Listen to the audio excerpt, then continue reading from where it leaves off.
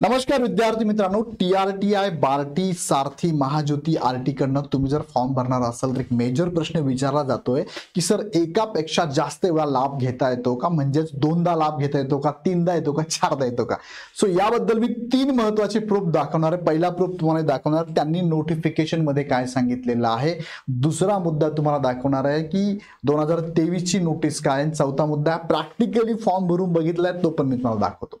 So हे तीन proof तुम्हाला सांगू शकतात की तुम्ही एकापेक्षा जास्त वेळा या संस्थेच्या माध्यमातून लाभ घेऊ शकतात का. शेवटपर्यंत हा व्हिडिओ बघा आणि तुमच्या सगळ्या मित्रांच्या ग्रुपमध्ये या व्हिडिओची लिंक शेअर करा आणि तुमच्या सगळ्या मित्रांना कळवा, फॉर्म भरायला सांगा. फॉर्म भरण्याची प्रोसेस चालू झाली आहे. सो आज बघूया आपण महत्त्वाचं एकापेक्षा जास्त वेळा लाभ घेता येतो का. तत्पूर्वी हा एक कोर्स तुमच्यासाठी ₹1 आम्ही दिलेला आहे. अजून जॉईन नसेल झालं तर लगेच जॉईन व्हा. खाली डिस्क्रिप्शनमध्ये लिंक दिली आहे. ह्या ₹1 कोर्समध्ये सगळ्या शिष्यवृत्तींबद्दलची माहिती यामध्ये सिक्वेन्सनुसार टाकलेली व्हिडिओ आहेत. प्लस या शिष्यवृत्तीसाठी देण्यात येणारी CETची एक्झाम आहे त्याची जर तुम्ही तयारी करत असाल तर त्याचे सुद्धा पूर्ण लेक्चर फ्रीमध्ये ह्या बॅचमध्ये अवेलेबल आहे. लगेच जॉईन करा.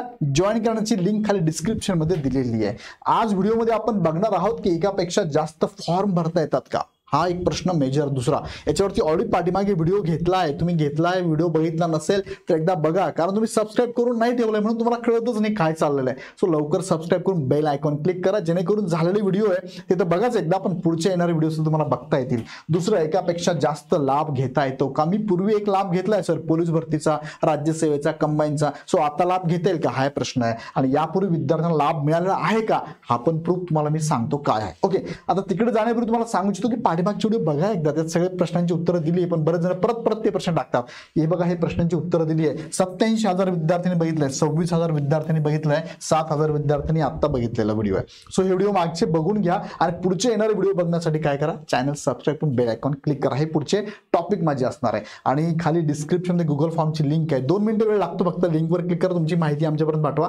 पर्सनली तुम्हाला आमची टीम माहिती पाठवेल, काळजी करू नका. आणि टेलिग्राम चॅनल पण लिंक आहे खाली डिस्क्रिप्शनमध्ये, जॉईन करून घ्या. आता बघा, एकापेक्षा जास्त फॉर्म भरता येतात का याच्यावरती व्हिडिओ मी ऑलरेडी घेतलाय. आणि याचा अर्थ आता याच्यामध्ये सांगतो मला. उदाहरणार्थ तुम्ही बघा, उदाहरण तुम्ही TRTI कडनं फॉर्म भरताय. फॉर एक्झाम्पल पहिला फॉर्म भरला तुम्ही, असा भरला की कंबाईनसाठी भरलाय तुम्ही. ओके, मग परत तुम्हाला दुसरा फॉर्म भरायचा, सर मला MPSC स्टेट सर्व्हिससाठी भरायचा आहे, भरता येईल का. यस, भरता येईल, 100% भरता येईल. सर मला परत UPSC साठी फॉर्म भरायचा, भरता येईल. यस, भरता येईल. सर मला SSC ला भरायचा फॉर्म, भरता येईल का. यस, भरता येईल. सर मला बँकिंगला फॉर्म भरायचा, IBPS ला भरता येईल. यस. तुम्ही जेवढ्या TRTच्या अंतर्गत जेवढ्या स्कीम्स असतील, स्कीम म्हणजे जेवढ्या योजना आहेत, जेवढ्या एक्झाम आहे, त्या सगळ्या एक्झामला फॉर्म भरू शकतात, काही प्रॉब्लेम नाही.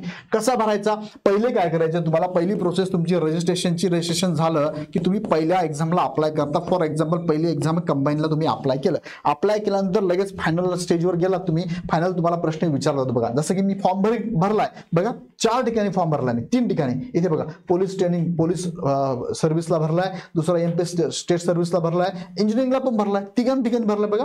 प्रिंट करता येईल मला दोघांचे, हा एडिट करायचा बाकी माझा, भरता येतं. आता तुम्ही फॉर्म भरल्यानंतर शेवटी तुम्हाला ऑप्शन बघा, इथे फॉर्म भरलाय, तुम्हाला खाली ऑप्शन बघा, अप्लाय फॉर न्यू स्कीम. तुम्हाला परत न्यू स्कीमला अप्लाय करायचंय का असा प्रश्न येतो. इथे क्लिक केलं की राहिलेल्या स्कीम तुम्हाला दिसतात, तुम्ही अप्लाय करू शकता. प्रोसीड करायचं फक्त, बस, दॅट्स इट. असा फॉर्म एकाच संस्थेमधून अनेक स्कीमसाठी फॉर्म भरता येतो का. येस, भरता येतो. याचा काय म्हणूया आपण, नुकसान काहीच होणार नाहीये. तुम्ही सगळ्यांच्या CET एक्झाम द्या, जिथे सिलेक्शन झालं ते घेऊन टाका.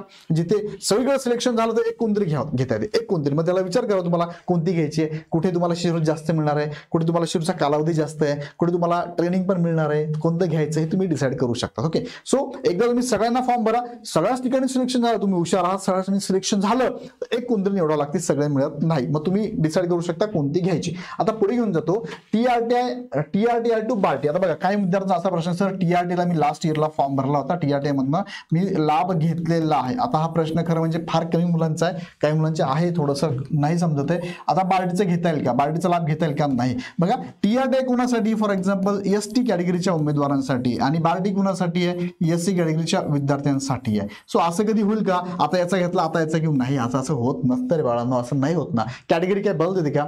तुम्ही जर लईच हुशार असाल, कॅटेगरी तुम्हाला बल देतं, मग खराब आपण, पण असं करा करता येते का नाही, एकदा कॅटेगरी ठरली जन्म झाला कॅटेगरी ठरली काय बदलायची कॅटेगरी नाही होत ओके. सो असं काही जमत नाही. अशी बरेच उदाहरण आहे, सारथी मधनं आरटी जातील का, आरटी मधनं महाजन जातील का, नाही, कॅटेगरीचे उमेदवार इथे फॉर्म भरू शकतात. आता पुढे येतो मग महत्वाचा प्रश्न आहे, एकापेक्षा जास्त लाभ घेता येतो का. याला मी काय काय दाखवते प्रूफ, 3 प्रूफ दाखवतो मी. काय पहिला प्रूफ दाखवतो तुम्हाला त्यांचं 2023 नोटिफिकेशन दाखवतो, दुसरं तुम्हाला 2023च्या स्टुडंटनी लाभ घेतला का ते पण सांगतो, आणि तिसरं त्यांनी आता फॉर्म भरताना काय त्यांनी दिले ते पण मी तुम्हाला सांगतो, 1 बाय 1 सांगतो तुम्हाला. ओके, यापूर्वी विद्यार्थ्यांना लाभ मिळालाय का याचं उत्तर मी तुम्हाला इथेच लगेच सांगून टाकतो. तर यस, यापूर्वी विद्यार्थ्यांनी लाभ घेतलेला आहे. मागच्या वर्षातले माझ्या समोर उभे राहून विद्यार्थ्यांची चर्चा करून मी त्यांच्याशी बोललो, त्यांनी मला सांगितलंय लाभ घेतला, एकापेक्षा जास्त वेळेस लाभ घेतलेला आहे. पहिला मुद्दा. दुसरा मुद्दा काय, 2023चं नोटिफिकेशन, तिकडे जाण्यापूर्वी तुम्हाला मी सांगतो जाहिरात काय सांगते, फॉर्म भरताना प्रश्न काय येतो आणि 2023ला काय होते प्रसिद्धी पत्रक. आता मी तुम्हाला घेऊन जातो डायरेक्टली काय 2023चं हे प्रसिद्धी पत्रक काय सांगतात मला मी तिकडे घेऊन जातो. ओके, तिकडे घेऊन जातो. मला बघा हे प्रसिद्धी पत्रक आहे, हे काय सांगतं बघूया. बघा इथे हे प्रसिद्धी पत्रक आहे 24 डिसेंबर 23चं नाही 24 आहे, सॉरी माझ्याकडून चुकलंय. 24 डिसेंबर 2024चं परिपत्रक आहे, 6 महिन्यापूर्वीचं 8 महिन्यापूर्वीचं प्रसिद्धी पत्रक आहे. यात त्यांनी काय सांगितलंय बघा, हे प्रसिद्धी पत्रक कोणाचं आहे बरं, हे प्रसिद्धी पत्रक आहे डॉक्टर बाबासाहेब आंबेडकर संशोधन व प्रशिक्षण संस्था पुणे यांच्याकडून आलेलं हे प्रसिद्धी पत्रक आहे, म्हणजे बार्टीचं प्रसिद्धी पत्रक आहे. आणि त्यामध्ये त्यांनी सांगितलेला मुद्दा नीट लक्षात घ्या. बघा विषय काय आहे, नागरी सेवा परीक्षा या परीक्षांच्या काठिण्य पातळीनुसार चढत्या क्रमाने हायर एक्झामिनेशन नुसार येणाऱ्या पूर्वपरीक्षण कार्यक्रमाकरिता पात्र ठरलेल्या विद्यार्थ्याने पूर्वी बार्टी मधील तुलनेने कमी काठिण्य पातळी पूर्वपरीक्षांचा लाभ घेतला असला तरी शब्द महत्वाचा आहे, सदर विद्यार्थी प्रवेशास पात्र ठरवण्यास मान्यता देण्याबाबत. आता 24ला जर मान्यता होती 25ला असणारच ना, वेळ परिपत्रक द्यायची गरज आहे का, याला बरोबर की नाही, लक्षात घ्या मला काय म्हणायचंय. मग आता विषय त्यांनी काय सांगितलंय ते लक्षात घ्या.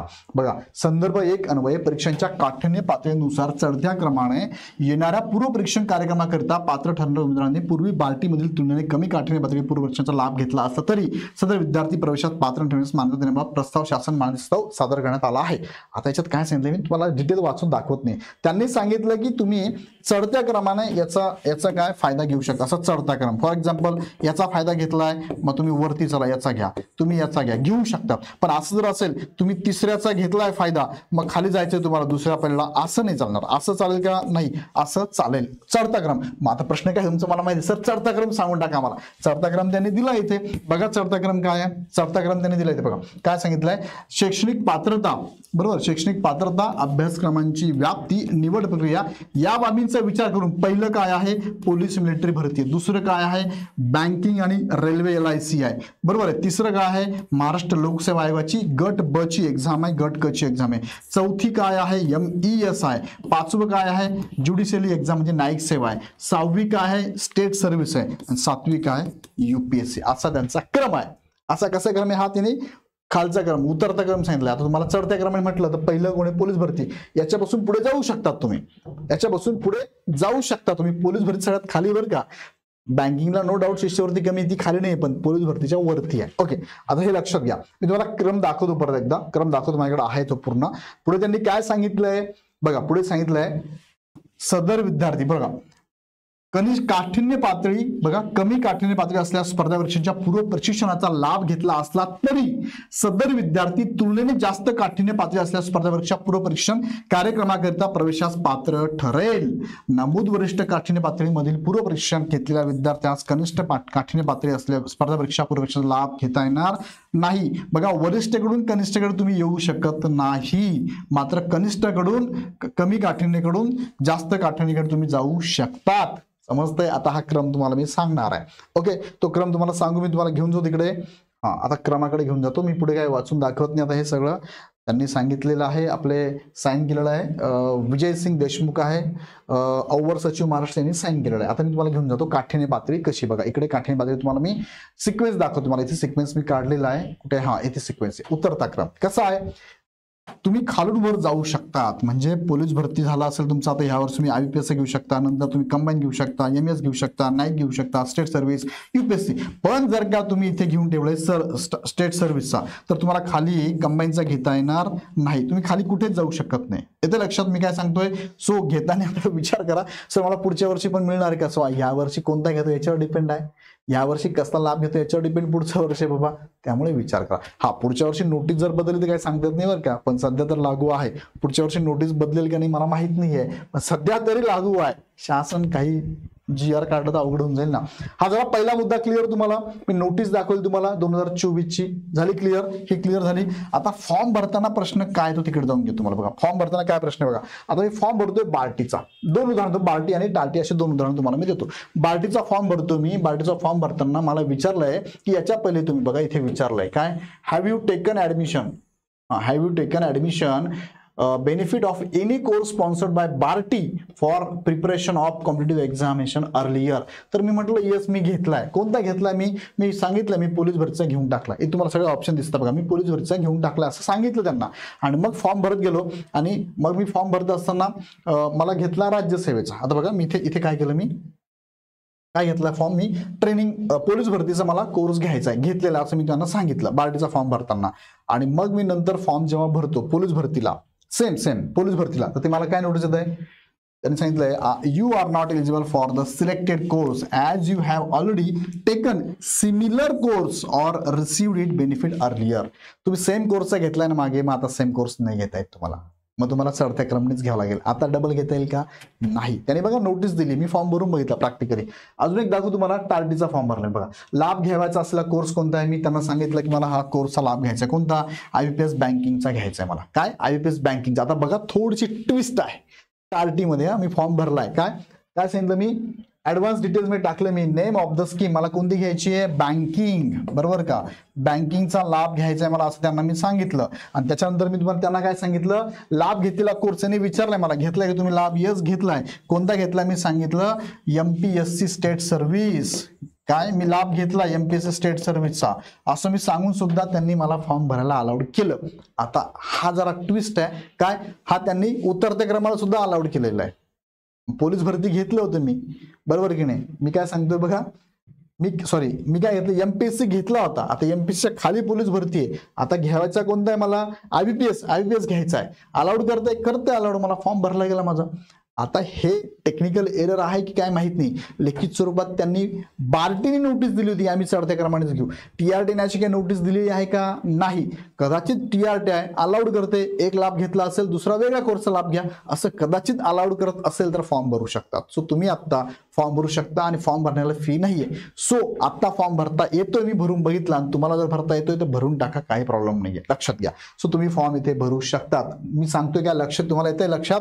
बार्टीचा म्हणण्यानुसार चढता क्रम आहे, मात्र टार्टीच्या म्हणण्यानुसार असं काही नाही, तुम्ही एकापेक्षा वेगळ्या कोर्सचा लाभ घेऊ शकता असं प्रॅक्टिकली सांगतो मी. लिखित स्वरूपात त्यांनी दिलेलं नाहीये काही, पण प्रॅक्टिकली सांगतोय तुम्हाला फॉर्म भरता येतोय आणि भरता येत असेल तर भरून टाका.